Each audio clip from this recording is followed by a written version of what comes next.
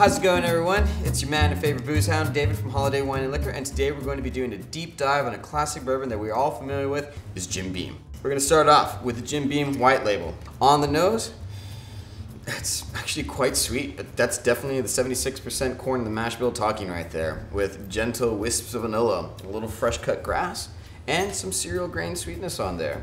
The palate itself, a little thin body, actually. Lots of toasted oak, a little spice, a little peppery, that's also slightly resiny. And the finish itself, definitely toasted oak left over on the palate. Wood resin and a little sweetness on there, but not as much sweetness as I was hoping for. But overall, Jim Beam's flagship product is a no-frills, straightforward whiskey. I mean, they've been making this stuff for 223 years. Next one we have up is the Jim Beam Distiller's Cut. It's a limited release item that's unfiltered Kentucky bourbon, bottled at 100 proof and aged for about 5 to 6 years. Because it's unfiltered, you'll find that adding a little ice or a little water will cause it to turn slightly cloudy. This is okay. Such is the nature of unfiltered whiskey, but we'll save that information for a different day, all right? So, the Jim Beam Distiller's Cut on the nose. Typical Jim Beam notes of vanilla, caramel, and lightly charred oak. Interestingly enough, it has some subtle hints of tropical fruits in there, and I'm kind of thinking like a little mango action going on, but we'll find out. On the palate, it's very full. A little bit more well-rounded than the previous whiskey we tried a little while ago. Like their flagship whiskey, but it's got 5 times more of the flavor and has a bit of a complex vibe to it. And the finish itself, it's actually very slow building rye spice that's intense at first, but it does give way to pleasant volleys of oak and vanilla. Overall, I can definitely see this whiskey having all the traditional elements and notes of their flagship whiskey. At the same time, I find this to be rather nice, and I'm sure it's going to be playing well with cocktails because it has extra notes of cinnamon and allspice and a little bit of chocolate on the back end as I'm breathing out, and some nice tropical fruits. Overall, a very lovely dram. Next one we have up is the Jim Beam Double Oak. Thus named because after being aged for 4 years in new charred American oak barrels, that barrel is then emptied out, and that sweet, sweet nectar gets placed in a freshly charred American oak barrel and aged to taste.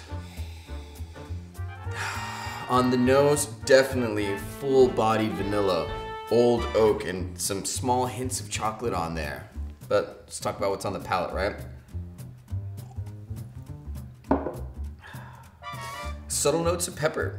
Very oaky at first blush, but it's actually soon overtaken by a barrage of vanilla and a small touch of fruit on there. And by fruit, I'm talking about some small apple notes, a little bit of pear action going on, but the finish itself, and this is where I believe the double oak shines and sets itself apart from the others, because the toastiness of the charred oaks lends for a very long finish. Unlike the other two that we just tried that were like very nice, punchy in the beginning, but they dissipated very quickly on the palate, this one stays with you just a little bit longer than you would expect. So overall, the Jim Beam Double Oak, a little more nuanced than the White Label, but otherwise this is a solid dram, and I can definitely see this playing very well with cocktails or a simple mixer as well. And last but not least, we're gonna try the Jim Beam Black, extra aged. Dubbed so because of the extra time it spends in the barrels. The White Label itself is aged for a minimum of 4 years, whereas this one spends 8 years maturing inside the barrels. Generally speaking, by law, bourbon must at least be aged for a very least 2 years, so Jim Beam doubles the amount of time on there and then doubles it even more so for their black. So on the nose, complex, very, but well-rounded and balanced, but I believe that's actually 8 years in the barrel for you, talking to you. Some of the more obvious notes being caramel, cinnamon, oak, and vanilla. Generally, a lot of the same flagship notes that you're gonna find in their White Label, but on the palate though,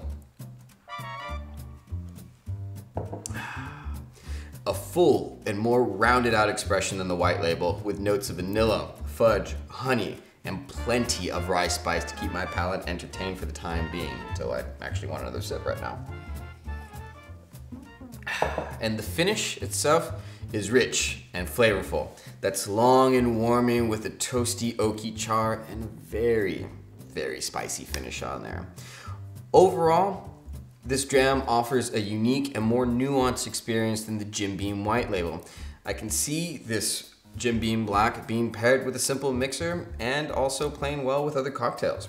So, the biggest takeaway from all these bourbons is that they are very smooth, very easy drinking, and extremely approachable. No frills bourbons that are great to take to gatherings like barbecues, tailgates, or even quinceañeras, and a bourbon that's good for sipping, shooting, and making cocktails. Thank you so much for watching this video. Please be sure to come to visit us at holidaywineandliquor.com, where you can subscribe to our YouTube page where we have other cocktail idea videos. So thanks for taking the time to watch this. We'll see you there. Cheers.